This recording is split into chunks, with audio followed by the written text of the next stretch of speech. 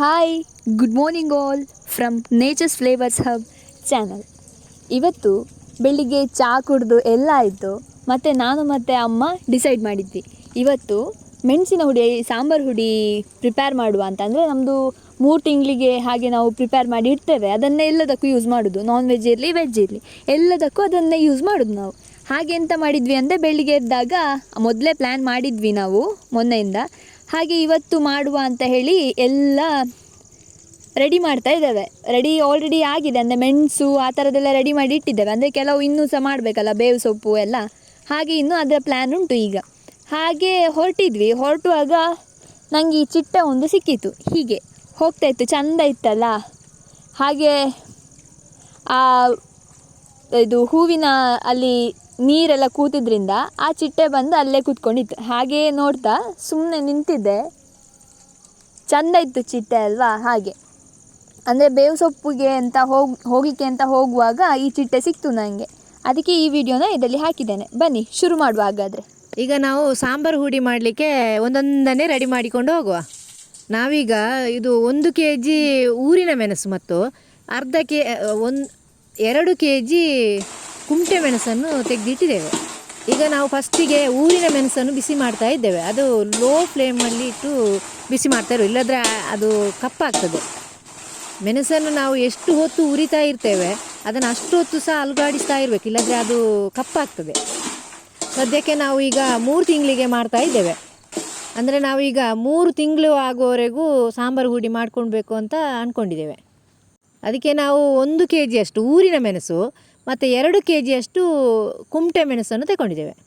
ಈಗ ನಿಮಗೆ 1 ತಿಂಗಳು 1.5 ತಿಂಗಳಿಗೆಲ್ಲ ಬೇಕಾದರೆ ಒಂದು ಅರ್ಧ kg ಅಷ್ಟು ಊರಿನ ಮೆಣಸು, 1 kg ಅಷ್ಟು ಕುಮಟೆ ಮೆಣಸು ತಗೊಂಡ್ರೆ ಆಗ್ತದೆ. ಆ ಕುಮಟೆ ಮೆಣಸನ್ನು ಸಹ ಈ ಥರನೇ ಸೇಮ್ ಆಗಿ ಉರಿಬೇಕು. ಕುಮಟೆ ಮೆಣಸಾಗ್ಬೋದು, ಊರಿನ ಮೆಣಸಾಗ್ಬೋದು.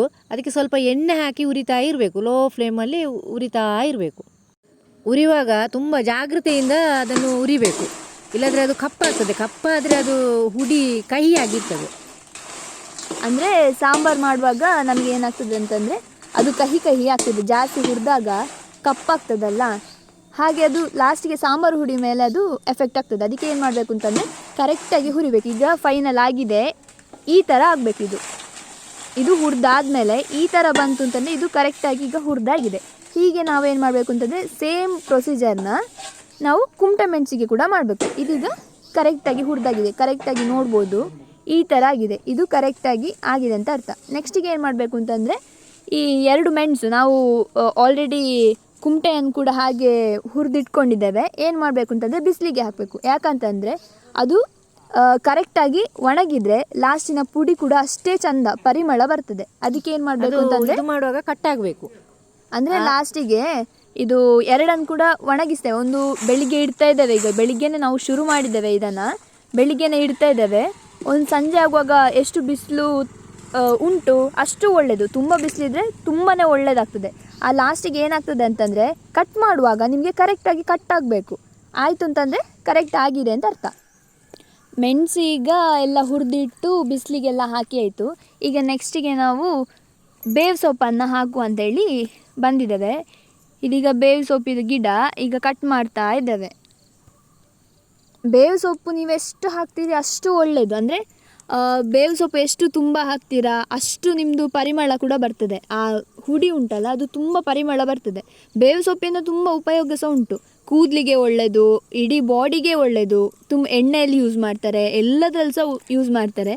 ಹಾಗೆ ನಾವು ದಿನನಿತ್ಯ ಬಳಸುವಂಥ ಸಾಂಬಾರು ಪುಡಿಯಲ್ಲಿ ಕೂಡ ಯೂಸ್ ಮಾಡಿದರೆ ತುಂಬ ಒಳ್ಳೆಯದು. ಅಂದರೆ ಡೈರೆಕ್ಟಾಗಿ ಬಾಡಿಗೆ ಹೋಗೋದ್ರಿಂದ ಎಂಥ ಅಡ್ಡ ಪರಿಣಾಮ ಇಲ್ಲ. ಸೊ ಎಷ್ಟು ನಾವು ಬೇವು ಸೊಪ್ಪು ಹಾಕ್ತೇವೆ ಅಷ್ಟು ಒಳ್ಳೆಯದು. ನಾವಿಷ್ಟು ಬೇವು ಸೊಪ್ಪು ಹಾಕಿದ್ದೇವೆ, ಅಂದರೆ ಒಂದು ತೋಪು ಉಂಟಲ್ಲ ಅದರಲ್ಲಿ ಫುಲ್ಲು ಬೇವು ಸೊಪ್ಪು ತಗೊಂಡಿದ್ದೇವೆ.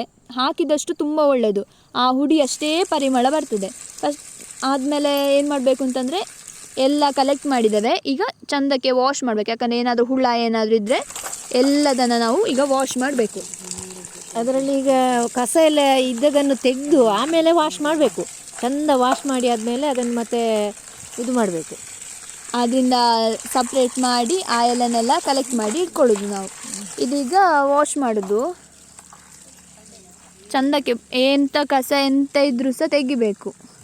ಅಂದರೆ ನೆಕ್ಸ್ಟಿಗೆ ಏನು ಮಾಡ್ತೇವೆ ಅಂತಂದರೆ ಇದನ್ನು ಎಲ್ಲ ಇದರಿಂದ ಎಲೆಯನ್ನೆಲ್ಲ ಕಲೆಕ್ಟ್ ಮಾಡಿ ಅಂದರೆ ತೆಗೆದು ಕಲೆಕ್ಟ್ ಮಾಡಿ ನೆಕ್ಸ್ಟಿಗೆ ಇದನ್ನು ಸಹ ನಮಗೆ ಹುರಿಲಿಕ್ಕೆ ಉಂಟು, ಒಂದು ಲೋ ಫ್ಲೇಮಲ್ಲಿ ಇಟ್ಟು ಇದನ್ನು ಸಹ ಹುರಿಲಿಕ್ಕೆ ಉಂಟು.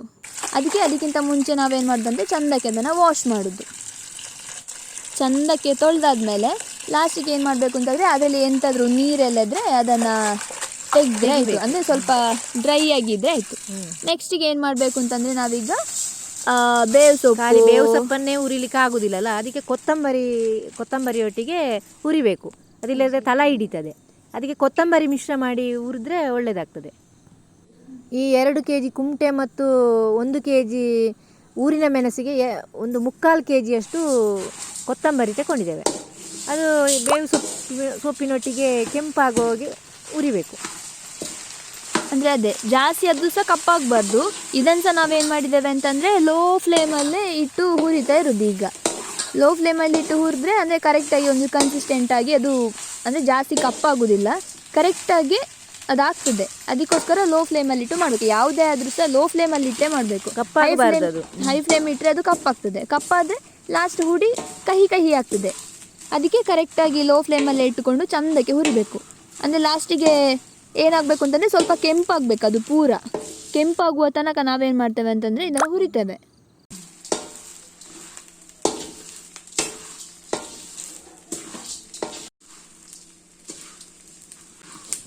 ಇದೀಗ ಆಗ್ತಾ ಬಂತು, ನೋಡ್ಬೋದು. ಅದು ಫುಲ್ ಕೆಂಪಾಗಿದೆ ಅಲ್ಲಮ್ಮ? ಆಯ್ತಲ್ಲ? ಹಾಂ, ಆಯಿತು, ಕೆಂಪಾಗಿದೆ.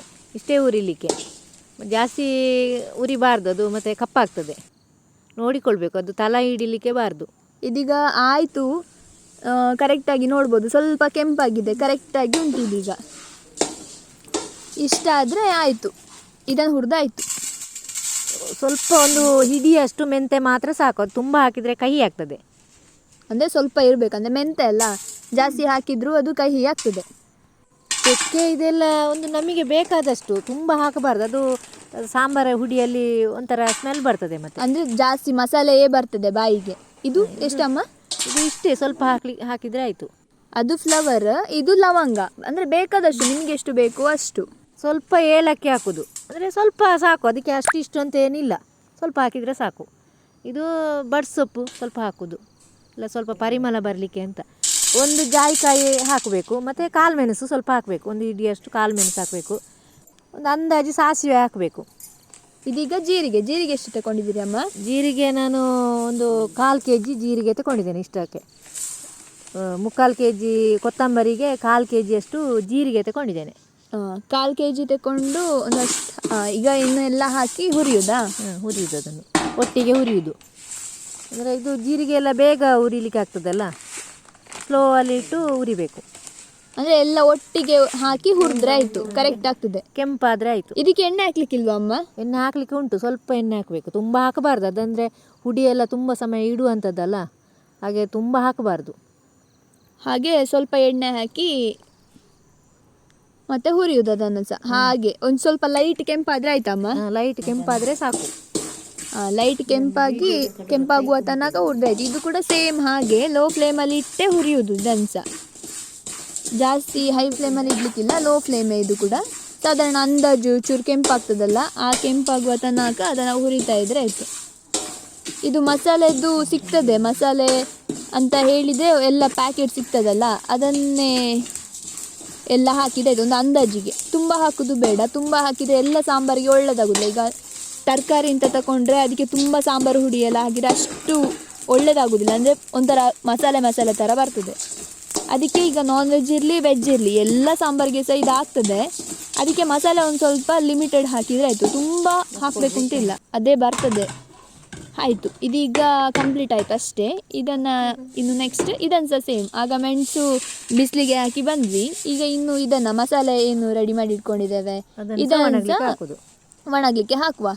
ಇದೀಗ ಬೇವು ಸೊಪ್ಪು ಕೊತ್ತಂಬರಿ ಉಂಟಲ್ಲ, ಇದು ಅದಕ್ಕೆ ಧೂಳೆಲ್ಲ ಕೂತ್ಕೊಳ್ಳೋದಕ್ಕೆ ಒಂದು ಬಟ್ಟೆ ಎಲ್ಲ ಮುಚ್ಚಬೇಕು. ಅದನ್ನು ಬಟ್ಟೆ ಎಲ್ಲ ಹಾಕಿ ಮುಚ್ಚಿದದ್ದು, ಇಲ್ಲಾಂದರೆ ಬೇವು ಸೊಪ್ಪು ಹಾರಿ ಹೋಗ್ತದೆ ಗಾಳಿಗೆ. ಮೆಣಸಾದರೆ ಹಾರೋದಿಲ್ಲ, ಬೇವು ಸೊಪ್ಪಾದರೆ ಹಾರಿ ಹೋಗ್ತದೆ. ಅದಕ್ಕೆ ಫುಲ್ ಕ್ಲೋಸ್ ಮಾಡಿ ಪ್ಲೇಟಲ್ಲಿ ಮಸಾಲೆ ಕೂಡ ಇಟ್ಟಿದ್ದೇವೆ. ಇದೀಗ ಆಯಿತು ಸಂಜೆ ನೋಡಿ ಅಂತೆ ಕರೆಕ್ಟಾಗಿ ಕಟ್ ಆಗ್ತಾ ಉಂಟು. ಇದೀಗ ಆಗಿದೆ, ಮೆಣಸು ಕರೆಕ್ಟಾಗಿ ಆಗಿದೆ. ಈಗ ಸಂಜೆ ತೆಗಿತಾ ಇರೋದು ನಾವು, ಬೆಳಿಗ್ಗೆ ಇಟ್ಟಿದ್ವಿ, ಈಗ ಸಂಜೆ ತೆಗಿತಾ ಇರೋದು ಇದನ್ನು. ಅದನ್ನೆಲ್ಲ ಮಿಕ್ಸ್ ಮಾಡಿ ಇಟ್ಟಿದ್ವಿ, ಕರೆಕ್ಟಾಗಿ ಉಂಟದು. ಮೆಣಸು ಕರೆಕ್ಟಾಗಿ ಕಟ್ ಆಗಬೇಕು ಅಲ್ಲಮ್ಮ? ಹೌದು, ಮೆಣಸು ಕರೆಕ್ಟ್ ಕಟ್ ಆಗಬೇಕು. ಮತ್ತು ಹುಡಿ ಮಾಡಲಿಕ್ಕೆ ಕೊಡುವಾಗ ಅದನ್ನು ಒಟ್ಟಿಗೆ ಮಾಡಿ ಕೊಡ್ಬೋದು. ಹುರಿಯುವಾಗ ಮಾತ್ರ ಬೇರೆ ಬೇರೆ ಹುರಿದ್ರೆ ಆಯಿತು. ಹುರಿಯುವಾಗ ನಾವು ಸಪ್ರೇಟಾಗಿ ಹುರಿಯೋದು, ಮತ್ತು ಹಾಕುವಾಗ ಒಟ್ಟಿಗೆ ಹಾಕ್ಬೋದು. ಇಲ್ಲಿ ಅಂತಂದರೆ ನಾವು ಅಂದರೆ ತುಂಬ ಮೆಣಸೆಲ್ಲ ತಗೊಂಡು ಮಾಡ್ತಿದ್ದೇವಲ್ಲ, ಅದಕ್ಕೆ ಎಂತ ಮಾಡ್ತಿದ್ದೇವೆ ಅಂತಂದರೆ ಇದಕ್ಕೆ ಶಾಪಿಗೆ ಕೊಡ್ತಾ ಇದ್ದೇವೆ ಅದನ್ನು ಹುಡಿ ಮಾಡಲಿಕ್ಕೆ, ಮಿಲ್ಲಿಗೆ ಕೊಡ್ತಾ ಇದ್ದೇವೆ ನಾವು. ಇಲ್ಲದ್ರೆ ಕೆಲವು ಕುಟ್ಟಿ ಪುಡಿ ಮಾಡ್ಬೋದು, ಅಂದರೆ ಇದು ತುಂಬ ಉಂಟಲ್ಲ ಅದಕ್ಕೆ ಕುಟ್ಟಿ ಪುಡಿ ಹಾಗೆಲ್ಲ ಮಾಡ್ತಾ ಇಲ್ಲ. ಮಿಕ್ಸಿಯಲ್ಲಿ ಸಹ ಮಾಡ್ಬೋದು ಇದನ್ನು, ಮಿಕ್ಸಿಯಲ್ಲಿ ಮಾಡ್ಬೋದು. ಆದರೆ ತುಂಬ ಉಂಟಲ್ಲ ಅದಕ್ಕೆ ಒಮ್ಮೆಗೆ ಆಗಲಿ ಎಲ್ಲ ಸಹ ಒಟ್ಟಿಗೆ ಆಗಲಿ ಅಂತ ಹೇಳಿ ಇದನ್ನು ನಾವು ಪ್ಲಾಸ್ಟಿಕಲ್ಲಿ ಹಾಕಿ ಇನ್ನು ಕೊಡಬೇಕು. ಇನ್ನು ನೆಕ್ಸ್ಟಿಗೆ ಮಿಲ್ಲಿಗೆ ಕೊಡಬೇಕು ಇದನ್ನು. ನಾವು ಸ್ವಲ್ಪ ಸ್ವಲ್ಪ ಮಾಡುವಾಗ ಮಿಕ್ಸಿಯಲ್ಲಿ ಸಹ ಮಾಡಿದ್ದೇವೆ. ಸ್ವಲ್ಪ ಮಾಡುವಾಗ ಮಿಕ್ಸಿಯಲ್ಲಿ ಮಾಡಿದರೆ ಆಗ್ತದೆ. ಇದಂದರೆ ತುಂಬ ಇತ್ತಲ್ಲ, ತುಂಬ ಮಾಡಿದ್ದೇವೆ ನಾವು, ಒಂದು 3 ತಿಂಗಳಿಗಷ್ಟು ಬೇಕು ಅಂತ ಹೇಳಿ ಮಾಡಿದ್ದು. ಹಾಗೆ ಎಲ್ಲ ಪ್ಲಾಸ್ಟಿಕಲ್ಲಿ ಹಾಕ್ತಿದ್ದೇವೆ. ಹಾಕಿ ಇನ್ನು ಇದನ್ನು ನೆಕ್ಸ್ಟ್ ಮಿಲ್ಲಿಗೆ ಕೊಡೋದು. ಇದಿಷ್ಟು ಉಂಟು ನೋಡಿ ಅಂತೆ ಕರೆಕ್ಟಾಗಿ. ಈಗ ಸಂಜೆ ಆಗುವಾಗ ಹೇಗೆ ಆಗಿದೆ ನೋಡಿ ಅಂತೆ. ಆಗ ಅಷ್ಟಿದಿಲ್ಲ, ಈಗ ಫುಲ್ ಚೆಂದ ಆಗಿದೆ. ಇದೀಗ ಎಲ್ಲ ರೆಡಿ ಆಯಿತು. ಇದೀಗ ನಾವು ಮಿಲ್ಲಿಗೆ ಕಳಿಸಿ ಅಲ್ಲಿ ಹುಡಿ ಆಗಿದೆ. ಇದೀಗ ಹುಡಿ ನಮ್ಮದು ಫೈನಲ್ ಹುಡಿ ಹೀಗೆ ಆಗಿದೆ. ಕಲರ್ ಚೆಂದ ಉಂಟಿದು, ಅಂದರೆ ಬೇವು ಸೊಪ್ಪು, ಮಸಾಲೆ, ಮೆಣಸಿನ ಹುಡಿ, ಮೆಣಸು ಎಲ್ಲ ಹಾಕಿದ್ದೇವಲ್ಲ ಅದೆಲ್ಲ ಹುಡಿ ಮಾಡಿ ಫೈನಲ್ ಬಂದಿದೆ ಇದು ನೋಡಿ ಅಂತೆ. ಕರೆಕ್ಟಾಗಿ ಉಂಟು, ಫುಲ್ ಘಮ ಘಮ ಪರಿಮಳ ಬರ್ತಾ ಉಂಟು. ಏನಾದರೂ ಸಾಂಬಾರು ಮಾಡಿ ತಿನ್ನುವ ಅಂತ ಆಗ್ತಾ ಉಂಟು ಈಗಲೇ, ಅಷ್ಟು ಪರಿಮಳ ಬರ್ತಾ ಉಂಟು. ನೀವು ಸಹ ಟ್ರೈ ಮಾಡಿ, ಹೀಗೇನೆ ಟ್ರೈ ಮಾಡಿ. ಹುಡಿ ಬಂದ ಮೇಲೆ ಅದನ್ನು ಫುಲ್ಲು ಚೆನ್ನಾಗಿ ಕಲಸಬೇಕು ಹುಡಿಯನ್ನು. ಅದಂದರೆ ಕೆಲವು ಇದು ಉಂಡೆ ಥರ ಇರ್ತದಲ್ಲ, ಅದಕ್ಕೆ ತುಂಬ ಚೆನ್ನಾಗಿ ಕಲಿಸಿದರೆ ಸರಿ ಆಗ್ತದೆ. ಕರೆಕ್ಟಾಗಿ ಕಲಿಸಬೇಕು, ಮಾಡಿದರೆ ಆಯಿತು. ಇದೀಗ ಸಾಂಬಾರು ಹುಡಿ ರೆಡಿಯಾಗಿದೆ. ಇದು ಮನೆ ಶೈಲಿಯ ಘಮ ಘಮ ಸಾಂಬಾರು ಹುಡಿ. ಸೊ ಫೈನಲಿ ಸಾಂಬಾರು ಹುಡಿನ ನೀವು ಟ್ರೈ ಮಾಡಿ ಹೇಗಾಯಿತು ಅಂತ ಕಮೆಂಟ್ ಮಾಡಿ. ಆ್ಯಂಡ್ ಈ ವಿಡಿಯೋ ಇಷ್ಟ ಆಯಿತು ಅಂತಂದರೆ ಒಂದು ಲೈಕ್ ಮಾಡಿ ಆ್ಯಂಡ್ ಚಾನಲ್ನ ಸಬ್ಸ್ಕ್ರೈಬ್ ಮಾಡಿ. Thanks for watching. Bye bye.